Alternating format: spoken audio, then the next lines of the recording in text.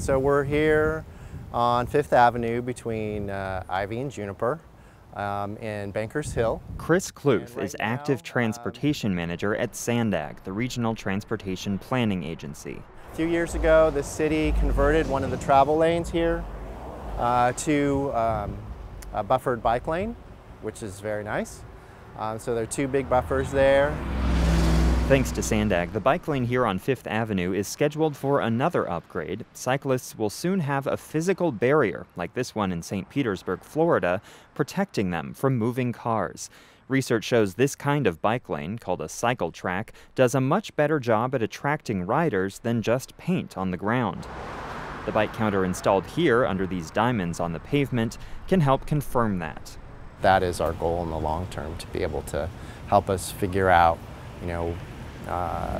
where projects should go, what kind of return did we get on, this kind of investment. This is just one of 54 bike and pedestrian counters purchased by the County Health and Human Services Agency in 2012. They're installed throughout the county, from Imperial Beach to Oceanside. At the time, the system was praised as one of the biggest in the country, capable of giving public officials valuable data on how many people are biking and walking and where.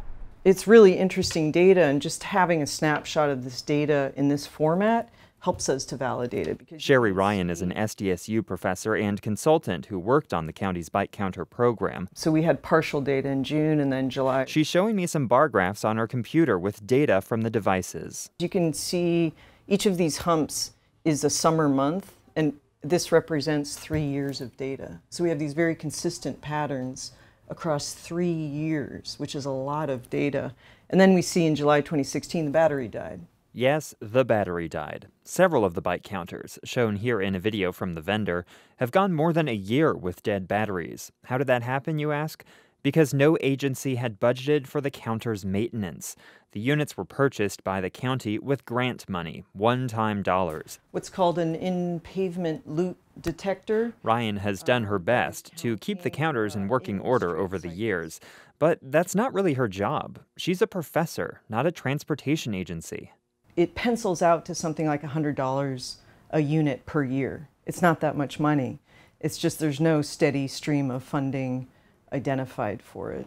So it should be a lot more accurate in the future. Chris Kluth says SANDAG has agreed to accept 10 of the units as gifts and to take over their maintenance. For our 10, we want to make sure we're very confident in the data that we're getting from those. So there's a fair amount of work. Some of them will need to be reinstalled. Some will get some newer parts to put in there that are more durable. Still, that leaves a few dozen more bike counters in need of adoption. Ryan says it's hard for one agency to take on extra costs when those costs originated somewhere else. But she says this data is really valuable. I like to call it a transportation justice issue. I mean, who is walking and cycling?